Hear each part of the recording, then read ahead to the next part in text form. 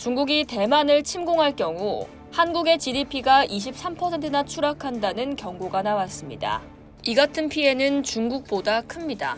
9일 블룸버그는 대만 총통 선거가 잠재적 도화선이 될 수 있다며 전쟁과 봉쇄의 경우로 나눈 시나리오를 소개했습니다. 중국이 대만을 침공하고 미국과 동맹국이 일제히 반격에 나서는 전쟁의 경우 대만 경제는 초토화됩니다. 대만 GDP의 40%가 타격을 입을 것으로 추정되고 해안에 집중된 인구와 산업 기반은 인적, 경제적 비용이 가중될 것이라고 블룸버그는 전망했습니다.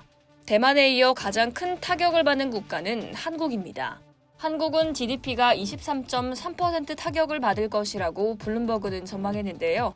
반도체와 전자제품 수출에 문제가 발생하기 때문입니다. 중국 역시 GDP가 16.7% 타격을 입게 됩니다. 주요 무역 파트너와의 관계가 끊기고 첨단 반도체에 대한 접근이 불가능해지기 때문입니다. 미국 역시 많은 것을 잃을 수 있습니다. 애플이 아시아 전자제품 공급망에 의존하고 있는 상황에서 미국 GDP는 6.7% 감소할 것이라고 블룸버그는 내다봤습니다. 세계 전체로는 GDP가 10.2% 줄어들게 됩니다. 중국 본토가 대만을 1년간 봉쇄할 경우 소규모 개방 경제인 대만의 경우 GDP가 12.2% 줄어들 것으로 추산됐습니다. 중국, 미국, 전 세계의 경우 첫 해 GDP는 각각 8.9%, 3.3%, 5% 감소할 것으로 예측됐습니다. 블룸버그는 이 시나리오에 대해서는 한국을 언급하지 않았습니다.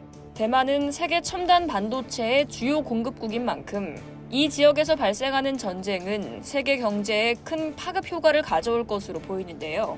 블룸버그에 따르면 전 세계적으로 총 부가가치의 5.6%가 반도체를 직접 투입재로 사용하는 부문에서 발생하며 이는 약 6조 달러에 달합니다. 세계 최대 반도체 파운드리인 대만 TSMC의 상위 20개 고객사의 총 시가총액은 약 7조 4천억 달러이며 대만 해협은 세계에서 가장 분주한 해운 항로 중 하나죠.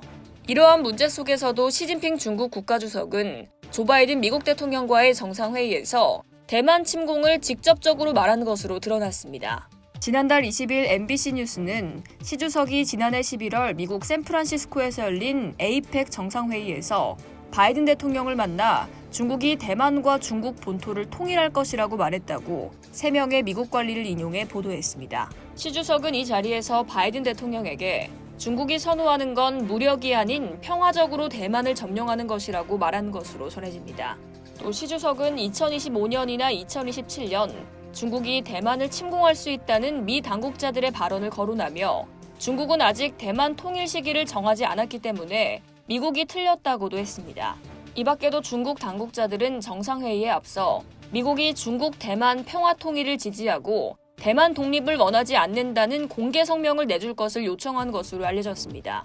다만 백악관에서는 중국의 요청을 거부했다고 NBC는 전했습니다. 이상 여의도TV였습니다.